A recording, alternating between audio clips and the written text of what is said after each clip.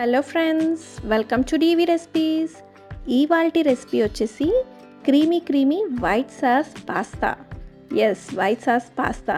ఇది చాలా టేస్టీగా పిల్లలకు కానీ పెద్దలకు కానీ అందరికీ కూడా చాలా ఇష్టంగా ఉంటుంది కదా. సో ఇది వచ్చేసి లంచ్కి కానీ డిన్నర్కి కానీ ఇంకా స్నాక్గా కూడా ట్రై చేయొచ్చు. సో ఇలా కేఫ్ స్టైల్లో క్రీమీ వైట్ సాస్ పాస్తా ఎలా చేయాలో చూసేద్దామా మరి. సో ముందుగా ఒక బాయిలింగ్ వాటర్ని తీసుకొని వాటర్ బాయిల్ చేసుకోవాలి. దాంట్లో కొంచెం సాల్ట్ అనేది యాడ్ చేసుకున్నాను. దాంతోపాటు ఒక 1 టీ స్పూన్ ఆయిల్, ఏదైనా ఆయిల్ యూస్ చేసుకోవచ్చు. ఇది వచ్చేసి హోల్ వీట్ పాస్తా. దీంట్లో మైదా కూడా దొరుకుతుంది. నేను యూజ్ చేసేది హోల్ వీట్ పాస్తా. సో అది తీసుకొని మనం దాన్ని బాగా బాయిల్ చేసుకోవాలి కొంచెం సేపు. సో ఇలా మరలుతూ ఉంటుంది కదా, అప్పుడు మనకి ఇవి బాయిల్ అయినాయా లేవా అనేది కరెక్ట్ కన్సిస్టెన్సీ ఎలా తెలియాలి అంటే, ఒకటి అలా కొంచెం బాగా బాయిల్ అయ్యాక ఒకటి తీసుకొని ఒక నైఫ్తో ఇలా కట్ చేసి చూడండి, పర్ఫెక్ట్గా అలా కట్ అయిపోతాయి. సో ఆ స్టేజ్లోనే మనం బంద్ చేసేసి ఆఫ్ చేసి స్టవ్, ఇంకా మొత్తం వాటర్ అనేది డ్రైన్ చేసేసుకొని కొంచెం కూల్ వాటర్తో మొత్తం వాష్ చేసుకోవాలి. ఎందుకంటే దాంట్లో ఉన్న స్టార్చ్ స్టిక్కీ అవ్వకుండా మనం మొత్తం వాష్ చేసుకొని పక్కన పెట్టుకోవాలి. సో అలా మొత్తం వాష్ చేసేసుకొని పక్కన పెట్టేసుకుందాం.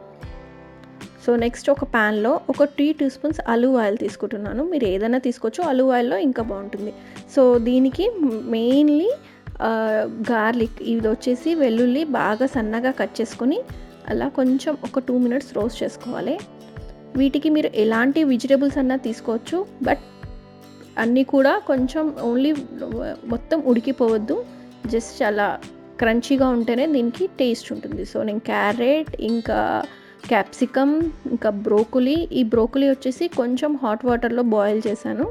అండ్ ఇవి వచ్చేసి బాయిల్డ్ కొంచెం కార్న్ కూడా వేసాను. మీకు కావాలంటే yellow capsicum, red capsicum available ఉంటే అవి కూడా యాడ్ చేసుకోవచ్చు. సో ఇవి క్రంచీగానే ఉండాలి కాబట్టి ఒక 5 మినిట్స్ అలా స్టిర్ చేస్తే సరిపోతుంది. సో దీంట్లోనే కొంచెం అంత సాల్ట్, వాటికి సరిపడా సాల్ట్ వేసేసుకొని మనం వీటిని పక్కకు పెట్టుకోవాలి. వీటిని కూడా సో ఇంకొక ప్యాన్లో కొంచెం హెవీ బాటమ్ ఉన్న ప్యాన్ తీసుకుంటే బాగుంటుంది. సో ఇది వచ్చేసి butter, homemade butter. So 2 teaspoons of homemade butter తీసుకున్నాను. ఇందులో maida 3 teaspoons of maida use చేస్తున్నాను. సో ఇది క్రీమీ కన్సిస్టెన్సీ రావడానికి కోసం మనం మైదా యూస్ చేస్తాము. దీన్ని చాలా మంచిగా ఫ్రై చేసుకోవాలి. సో ఎలాంటి ఉండలు ఫామ్ అవ్వకుండా అలా మొత్తం ఫ్రై చేసుకుంటూనే ఉండాలి.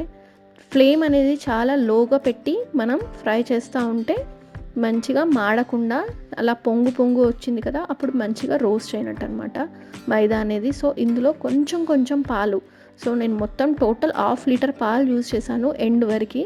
సో లైట్గా కొంచెమే వేయాలి, ఎందుకంటే చాలా ఫాస్ట్గా ఉండలు కట్టేస్తుంది.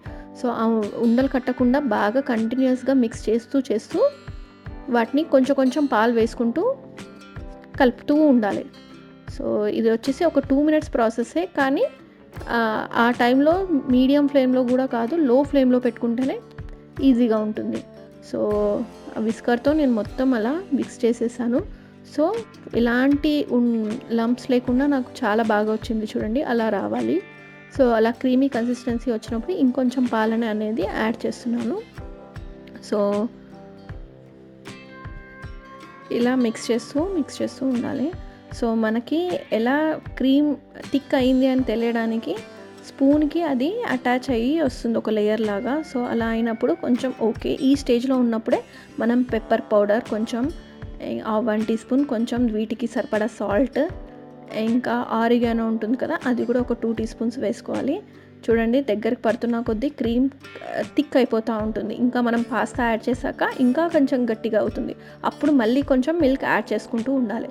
సో అలా అన్నీ వేసుకొని ఒక్కసారి ఒక 2 సెకండ్స్ బాయిల్ చేసుకొని, ఇప్పుడు ఈ స్టేజ్లోనే ఇంకా థిక్ అయిపోయింది కాబట్టి కొంచెం మిల్క్ వేస్తున్నాను, ఎందుకంటే పాస్తా వేయకముందే వేస్తే బెటర్ ఉంటుంది, ఇంకా థిక్ అవ్వకుండా ఉంటుంది. సో కొంచెం యాడ్ చేసుకుంటూ ఉండాలి మధ్యలో మనం కన్సిస్టెన్సీ చూసుకుంటూ. సో నేను ఇందులోనే ఒక 1 టీ స్పూన్ చిల్లీ ఫ్లేక్స్, ఇంకా నట్మెగ్ పౌడర్, ఇది మస్ట్ అండ్ షుడ్ కొంచెమన్నా యాడ్ చేయాలి, ఉంటే దాని టేస్ట్ ఎన్హాన్స్ అవుతుంది, చాలా టేస్టీగా వస్తుంది. సో దీంట్లో మనం ముందుగానే బాయిల్ చేసుకున్న పాస్తా ఉంటుంది కదా, అది కూడా యాడ్ చేసుకోవాలి. చాలామంది వెజిటేబుల్స్ తినకుండా ఓన్లీ ఇలా మనకి పాస్తా చేసి ఇస్తుంటారు బయట రెస్టారెంట్స్లో.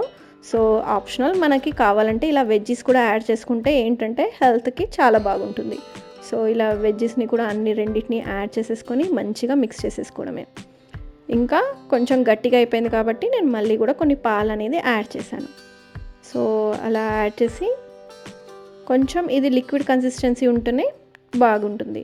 సో దీంట్లోనే మంచిగా చీజ్ అనేది గ్రేట్ చేసేస్తున్నాను. లేదంటే మీరు చీజ్ స్లైసెస్ కూడా యాడ్ చేసుకోవచ్చు. చీజ్ ఆప్షనల్, వేసుకోకుండా కూడా నడుస్తుంది, కానీ చీజ్ వేయడం వల్ల టేస్ట్ అనేది ఇంకా చాలా బాగా వస్తుంది. సో ఇదంతా కూడా ఒకసారి మిక్స్ చేసేసుకొని చీజ్ మెల్ట్ అయ్యే వరకు ఒక 2 minutes ఉంటే సరిపోతుంది. చూసారా ఎంత క్విక్గా అయిపోయిందో.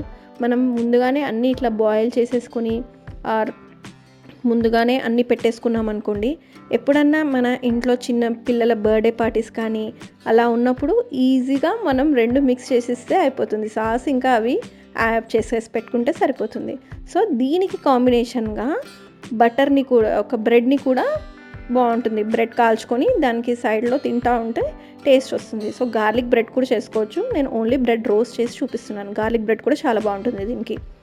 సో కొంచెం అలా చిల్లీ ఫ్లేక్స్, ఆరిగానోస్ అలా వేసుకుంటే కూడా టేస్ట్ అనేది బ్రెడ్కి బాగా వస్తుంది. సో 2 sides అనేది మంచిగా కొంచెం క్రంచీగా ఉంటేనే బ్రెడ్ బాగుంటుంది. నేను యూజ్ చేస్తున్న బ్రెడ్ బ్రౌన్ బ్రెడ్. సో అంతే, సింపుల్, చాలా ఈజీగా ఫాస్ట్గా అయిపోయింది కదా రెసిపీ. సో ఇది డిన్నర్కి తిన్నా కూడా, లంచ్కి కూడా చాలా హెవీ మీల్గా అయిపోతుంది. చాలా చాలా టేస్టీగా ఉంటుంది. 1 cup తింటే చాలు, కడుపు అనేది చాలా హెవీ అయిపోతుంది. సో నచ్చిందా మీకు ఈ రెసిపీ? నచ్చితే లైక్ చేయండి, షేర్ చేయండి, సబ్స్క్రైబ్ టు డీవీ రెసిపీస్.